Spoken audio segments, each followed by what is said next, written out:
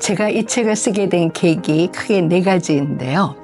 첫째는 부모 자녀 관계에서 경험하는 갈등과 상처가 가장 깊고 오래가기 때문입니다. 두 번째는 부모가 자녀의 타고난 특성, 적성, 잠재 역량을 모르고서 부모가 원하는 방향으로 자녀를 만들어 가려고 하는 데서 오는 부작용이 만만치 않기 때문입니다. 세 번째는 요즘 차고 넘치는 정보로 인해서 부모나 자녀가 느끼는 불안감이 너무 크고 그 부작용도 만만치 않기 때문입니다. 네 번째는 지금까지 말씀드린 이유로 부모 자녀 관계에서 사랑과 미움이라는 양가 감정이 가장 깊으면서도 오래가더군요. 그럼 이처럼 가장 소중하면서도 가장 많은 상처를 주고받는 부모 자녀 관계에 대해서 어떻게 하면 그 문제를 해결할 수 있을까요?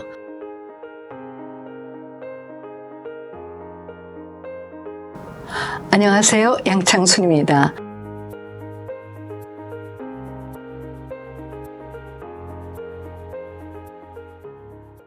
제가 이번에 다산 출판사에서 정신과 의사의 명리육아라는 제목의 책을 냈습니다. 저를 아시는 분들 조금 의아해 하실 거예요. 아니, 분명 소아정신과 의사가 아닌데 육아책을 냈다고? 게다가 명리육아라고? 싶으시죠? 이 책을 한마디로 말씀드리면 육아서나 자녀 교육서를 넘어서서 부모와 자녀가 서로를 이해하는 방법에 대한 책이라고 할 수 있습니다. 제가 스트레스의 요인 중에 가장 많은 것이 인간관계라고 말씀드렸는데요. 그 중에서도 가장 힘든 이 부모 자녀 관계에서 일어나는 문제들을 어떻게 건강하게 해결할 것인가, 그 방법을 정신의학과, 동양의 성격학이라고 할 수 있는 명리학을 접목해서 말씀드리고 있습니다. 제가 2020년도에 명리심리학이라는 책을 냈는데요. 그 책에서 명리학과 정신의학을 접목해서 나를 이해하고 나의 잠재 역량을 발휘해서 내가 원하는 인생을 살아가는 방법에 대해서 말씀드렸는데요. 그 명리심리를 부모 자녀 관계에 활용한 책이라고 할 수 있습니다.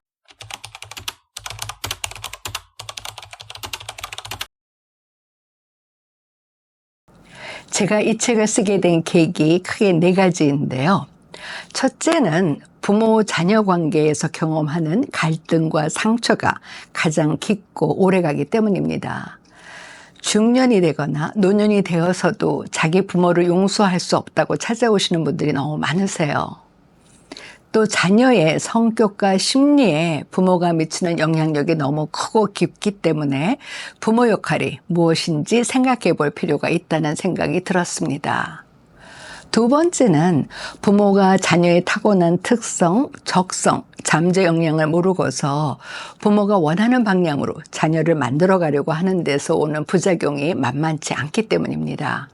세 번째는 요즘 차고 넘치는 정보로 인해서 부모나 자녀가 느끼는 불안감이 너무 크고 그 부작용도 만만치 않기 때문입니다.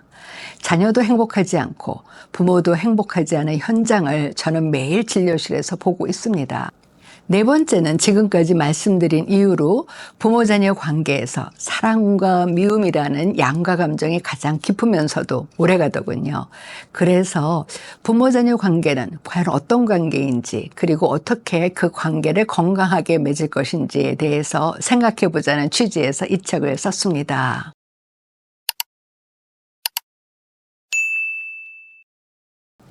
부모 자녀 관계에서 경험하는 상처가 가장 깊고 오래가고 치유하기 힘들다는 것을 저는 임상에서 자주 경험하고 있는데요. 한 내담자가 찾아왔습니다. 자기도 자기 자신이 화를 내는 것이 문제이고 인간관계를 잘하기 위해서는 이 분노를 잘 다스려야 된다는 것을 알고 있대요. 근데 그러면서 하는 얘기가 이 자기 분노의 뿌리가 너무 깊어서 치료가 어려울 것이라고 하더군요.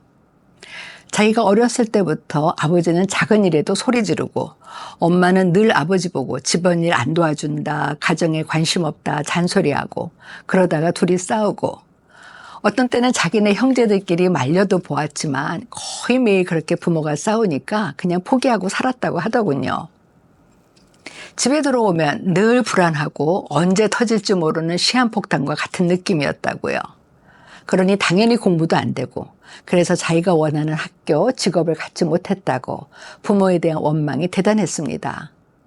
더구나 더 화가 나는 건 자기는 절대 자기 부모처럼 그렇게 되지 말아야지 했는데 부모와 똑같이 행동하는 자기 모습을 보면서 화가 나서 견딜 수가 없다는 겁니다. 그러면서 내가 내 부모 닮았는데 치료가 되겠어요? 하고 자조적으로 말하더군요. 이러한 경우를 정신과에서는 적대자와의 동일시, 공격자와의 동일시라고 합니다. 즉 미워하면서 닮아가는 현상을 말하는데요. 부모가 알코올 중독이나 폭력을 쓰는 경우 그것을 싫어했는데 성장해 보니까 자기도 똑같더라 하면서 좌절하는 경우가 참 많습니다. 부모가 성장 과정에서 자기 기분 안 좋으면 아무 이유도 없이 아이를 야단치고 심지어는 창문도 없는 화장실에 하루 종일 가두고 조금이라도 실수하거나 밥을 먹다가 음식을 흘리면 야, 남들이 보기엔 널 어떻게 생각하겠니? 라고 야단치고 남들이 자기를 칭찬하면 얘가 무슨 칭찬할 거리가 있어서 칭찬을 하세요. 한참 모자라는 아이예요. 해서 성인이 되어서도 늘 다른 사람의 비위를 맞추고 자기가 조금이라도 실수한 것 같으면 그냥 패닉에 빠진다는 내담자도 있었습니다. 또 어떤 경우는요. 다른 형제들은 다 피부가 하얀데 자기만 까맣다고 친척들이 놀러 오면 창피하다고 자기를 골방에 가두었다고 하더군요. 또 다른 내담자의 얘기입니다. 직장에서 조금만 무능해 보이는 상사를 공개적으로 망신 주는 경우가 있었는데요. 그 이유가 무능한 사람만 보면은 성장 과정에서 무능한 모습을 보였던 자기 아버지에 대한 적개심이 생각나서 그 비슷한 사람들만 보면 화가 나서 견딜 수가 없다는 거예요. 또 어떤 분은 무능한 아버지와 강한 어머니 밑에서 성장했는데 엄마는 늘 자기 보고 넌 절대로 아버지처럼 돼서는 안 돼. 그런 얘기를 듣고 자랐다고 해요. 근데 이 내담자는 부드럽고 섬세한 성격을 가졌는데 어머님 말에 순응하기 위해서 억지로 강한 척 하다 보니까 늘 이상관계에서 문제가 생겼다는 겁니다. 이처럼 부모와의 관계에 있어서 경험한 문제로 인해서 성인이 되어서도 그 상처에서 자유롭지 못할 뿐만 아니라 대인관계나 일상에서 어려움을 경험한 분들 참 많습니다. 그런데 이렇게 부모-자녀 관계가 힘든 것은요, 자녀 입장만 그런 것이 아니에요. 제가 리더십 코칭을 하면은요, 나중에 다 털어놓는 문제가 거의 다 자녀 문제입니다. 그러면서 정말 창피하고 자존심 상해서 누구한테 말을 못하겠다 그러세요. 내 아이가 이렇게 될 줄은 몰랐어요. 정말 나는 열심히 살아왔는데 내 아이가 도박 중독에 빠질 거라고 누가 생각을 했겠어요. 어느 경우는 내가 정말 어려운 환경에서도 최선을 다해 키웠는데 아이는 계속 법적으로 문제가 되는 행동을 반복해서 끊임없이 그 문제를 해결하느라고 자기 모든 자존심을 다 내려놓았다고 하더군요. 그러면서 그 부모님들이 하는 이야기, 정말 지금까지 살아온 내 인생이 다 낭비된 기분이다. 그리고 문제는 이제 내가 더 내 아이한테 실망해서 마음의 문을 닫고 다시는 안 볼 것 같아서 두렵다는 부모도 계세요. 이런 갈등을 줄이고 예방할 수 있는 방법이 필요하다는 것을 저는 매 순간 느끼고 있습니다. 두 번째는요, 부모가 자녀의 특성과 적성을 모르는 채로 자신들의 욕심을 강요하는 데서 생겨나는 문제들이 참 많습니다. 부모 자녀 간의 갈등은 여러 이유가 있지만 부모가 자녀의 특성과 적성을 모르는 상태에서 부모의 바람이나 가치관을 강요하는 데서 문제가 생기는 경우가 참 많습니다. 그래서 저는 이번 책에서 부모가 자녀의 특성과 적성을 명확하게 알아야 하는 이유와 그 방법을 기술하고 있습니다. 언젠가 제가 우연히 본 외국 칼럼이 있었는데요. 그 칼럼에서 그 칼럼을 쓴 분이 누군가한테 추앙을 받고 싶으면 아이를 낳아라. 최소한 6살까지는 당신을 추앙할 것이다. 라는 내용을 보고 놀란 적이 있습니다. 어떻게 내 아이를 나를 추앙해주는 존재로 생각하는지 정말 놀라운데요. 하지만 가끔은 이런 생각을 가진 부모님들을 만나기도 합니다. 아이가 아니라 단지 내가 얼마나 부모 노릇 잘하는지, 내가 얼마나 부모로서 훌륭한지를 보여주는 존재로 생각하면은요, 아이를 부모가 원하는 대로 만들기 위해서 고군분투하게 마련이죠. 요즘 의대 열풍이라지만 자녀가 그 공부가 적성에 맞지 않으면 문제가 일어납니다. 제가 경험한 사례는요, 부모의 강요로 인해서 음대 대신에 의대를 선택을 했는데요. 결국은 부모가 원하는 대로 의사가 됐지만 알코올 중독에 빠진 경우도 있었습니다. 근데 그 내담자가 어느 날 노래를 부르는데 정말 놀랍더군요. 그러면서 정말 그가 원하는 대로 의대가 아니라 음대로 갔었더라면 우리나라에서도 전설적인 테너, 엘리코 카루소급의 테너가 탄생했을 수도 있었다는 생각을 했습니다. 또 나름 아이는 이름 있는 대학에 진학을 했지만 부모가 거기에 만족을 못해서 난 너를 이런 대학에 보낼 수 없어 해서 계속 재수, 삼수 시켜서 결국은 아무것도 못하게 된 경우도 있었는데요. 또 어느 내담자는 자기는 통역대학원을 가서 사회생활을 하고 싶었는데 부모가 무슨 통역대학원이야, 결혼이나 해. 그래서 지금 결혼 생활이 불행하다고 찾아온 경우도 있었고요. 또 어떤 경우는 자기는 예술 쪽을 가고 싶었는데 부모가 무슨 소리야, 경영학을 가야지 해가지고 그 부모에 대한 분노로 계속해서 직장을 그만두는 경우도 있었습니다. 또 어느 분은요, 자기는 계속 공부하고 싶었는데 부모가 점을 보고 와서 억지로 결혼시킨 경우도 있었는데요. 제가 보니까 계속 공부를 했더라면 정말 좋았을 사주였습니다. 그러니까 제대로 자녀의 적성, 직업을 조언해 주는 것의 중요성을 느끼고 있습니다. 세 번째는 부모의 불안으로 자녀를 어릴 때부터 몰아붙여서 생겨나는 문제들이 너무 큽니다. 아이는 제법 공부를 잘하는데 부모의 마음에 드는 성적은 아니라는 문제로 찾아온 경우가 있었습니다. 그 부모 이야기가 아이가 사실 객관적으로는 잘하지만 지금 다니는 학원에서는 최고가 아니라는 거예요. 그러면 조금 더 다른 학원으로 보내보시면 어떠시겠습니까? 그랬더니 싫다는 거예요. 왜냐하면 최고의 학원에서 최고의 성적을 내야지만 부모와 아이가 원하는 대로 학교에 진학할 수 있기 때문에 절대 이 학원을 포기할 수 없다는 겁니다. 그러면서 하는 이야기가 겨우 중1인데 성적이 이 정도면 이 의대는 못 보내는 거 아니에요? 하면서 아이한테 화를 내더군요. 제가 그 부모에게 자녀가 성장하는 것은 마라톤 경주에 비유할 수 있는데 마라톤 선수들을 살펴보면은요, 처음부터 속도 내지 않죠. 처음부터 속도를 내는 것은 100m 달리기인데요. 처음에는 속도를 내지 않다가 어느 순간부터 속도를 내는 것이 마라톤 경주인데 지금 중학교 1학년의 성적을 가지고 벌써부터 아이의 그 대학 입시를 걱정한다는 것은 조금 문제가 아닐까요? 그랬더니 그 부모 하시는 얘기가 본인들도 머리로는 다 안다는 거예요. 하지만 매번 1등하고 만점 받는 아이들도 있지 않냐고 하면서 그런 아이가 못 되는 자기 아이가 너무 화가 난다고 합니다. 또 다른 경우는요, 자녀는 유학을 가고 싶어 하지 않았어요. 근데 부모가 사촌들과 비교하면서 억지로 유학을 보냈는데 자녀는 유학 생활이 너무 힘들다고 돌아오고 싶다고 했습니다. 부모는 그것은 절대 있을 수 없는 일이라고 몰아붙여서 결국 자녀가 조울증에 걸려서 우울할 때는 자살하려고 하고 조증일 때는 자기가 다니는 학교의 교수들이 다 시시해서 배울 게 없다고 학교를 그만두겠다고 하다가 부모를 원망하고 폭행까지 해서 온 경우도 있었습니다. 이런 경우 저는 부모님들한테 이렇게 말씀을 드려요. 자녀가 공부하는 의미를 알고 자기를 성장시키고 발전시키기 위해서 공부하는 것과 부모의 강요로 공부하는 것은 다르다고요. 그럼 역시 많은 부모님들이 하시는 말씀이 내가 머리로는 다 알아. 하지만 남들은 다 달리고 있는데 어떻게 내 아이만 걷게 할 수 있어요? 라고 하세요. 그럴 때 제가 드리는 말씀, 제 임상 경험에 의하면 억지로 아이들을 공부시키면 대학 2학년까지는 어영부영 다닐 수 있습니다.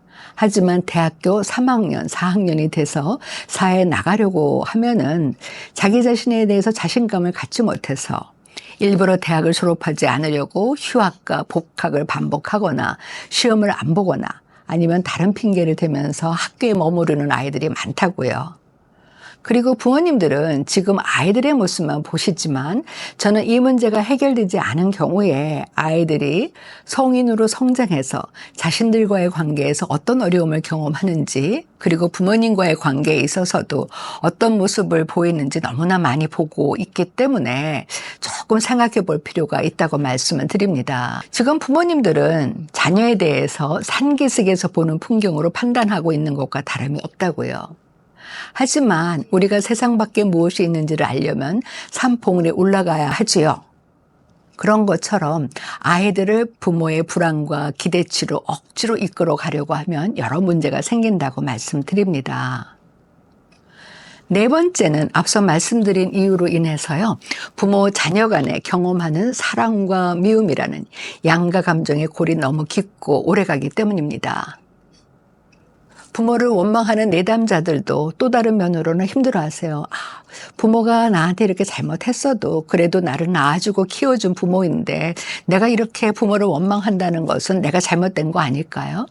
그리고 이제는 부모님도 나이 들어가시는데 지금까지도 원망하는 나 자신이 너무 싫어요 하시는 경우 너무 많아요. 또 부모님도 마찬가지입니다. 부모님도 자녀들이 자기에 대해서 원망과 분노의 감정을 표현하면 어떤 실망과 배신감을 호소하면서도 그래도 내 자식인데 내가 이해해야 되는 거 아닌가요? 하고 힘들어 하십니다. 중국 고전인 회남제 이런 이야기가 있습니다. 좋아함과 미워함이 빈번하게 많아지면 안 좋은 일이 생기게 된다고요. 사실 양가 감정처럼 우리를 힘들게 하는 것이 없지요. 어느 심리학자가 이렇게 얘기했습니다.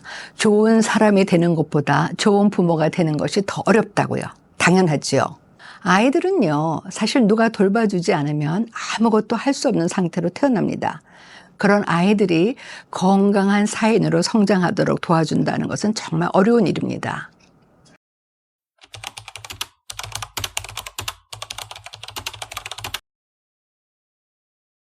그럼 이처럼 가장 소중하면서도 가장 많은 상처를 주고받는 부모 자녀 관계에 대해서 어떻게 하면 그 문제를 해결할 수 있을까요?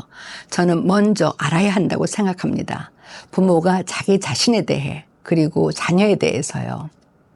우린 흔히 아는 만큼 보인다고 하지요. 정말 맞는 말입니다. 이 말은 조선시대 화첩에 실린 글에서 유래한 것인데요. 그 화첩에 이렇게 실려 있습니다. 알게 되면 참으로 사랑하게 되고 사랑하게 되면 참으로 보게 되고 볼 줄 알면 모으게 되니 이때 모으는 것은 그저 쌓아두는 것이 아니다라고요. 그림도 정말 제대로 알고 모으는 것과 그렇지 않은 경우가 다르죠. 그림도 그러한데 하물며 가장 중요한 인간관계인 부모자녀 관계에서 제대로 부모가 자신을 알고 자녀를 알 때 그 관계와 모르는 상태에서 형성되는 관계는 당연히 다를 수밖에 없습니다. 우리는 모르면 불안하죠. 자신감이란 가장 먼저 내가 잘 안다는 생각에서 생겨나는 감정인 것입니다. 잘 알면 당연히 잘할 수 있다는 자신감이 생기는 거거든요. 그런 면에서 저는 부모 자녀 관계의 갈등은 잘 모른다는 무의식적인 불안감에서 시작된다고 생각합니다. 잘 모르는 상태에서 부모로서 최선을 다해야 한다는 부담감, 책임감, 그리고 남과 비교해서 최고의 자녀를 만들고 싶다는 심리까지 합해지면 억지로 자녀를 부모가 원하는 방향으로 이끌어가려는 시도를 할 수밖에 없지요. 그러니 그 해결 방법은 서로 알아가는 과정을 갖는 것에서부터 시작해야 한다고 말씀드립니다. 근데 요즘은 그것을 차분히 알아갈 시간이 더더욱 없죠. 정보도 너무 많고 아이들을 경쟁시키는 사회 분위기도 만만치 않습니다. 하지만 그럴수록 더 알아야겠지요. 제가 이 책을 쓴 이유입니다. 부모가 자기 자신에 대해서 그리고 자녀에 대해서 어떻게 하면 더 효과적으로 알 수 있을까를 정신의학과 명리학을 접목해서 말씀드리고 있는데요.